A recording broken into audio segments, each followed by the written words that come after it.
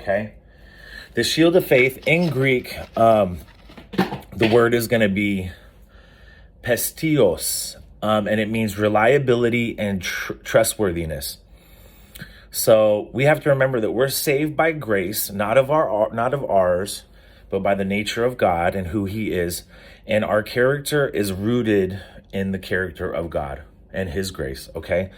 So to pick up our shield of faith, we have to remember that. We also have to trust in the Lord, okay? We have to have faithfulness in God, the salvation that he gives us, his love, his grace, and we don't want to be trusting in ourselves. We're trusting in God's nature, God's character, God's reliability, right? Jesus, his love, his mercy, his grace.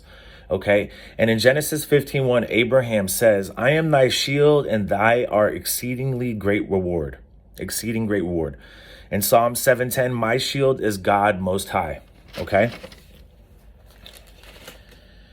So how do we take up our shield of faith? Okay. So we already discussed that Satan is going to use these difficult situations in our lives to hinder our advancement, to stifle us. We have to remember that the shield of faith is not our faith, okay? It is God's faithfulness. That is the core and the center of it, okay, y'all? As David tells us, and we see in his stories, he did not focus his attention on his troubles. He focused his attention on God and remembered who God was and what God had already brought him through and had already done. Okay.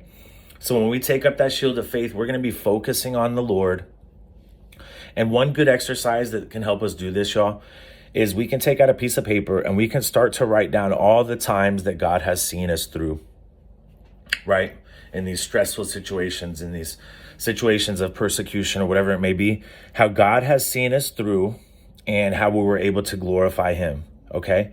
Another thing we can do too, y'all, is we can get into our Bibles and we can try to look for familiar stories that have parallels to what's going on with us. And we can draw on the power of the Bible, the power of God's living word, right?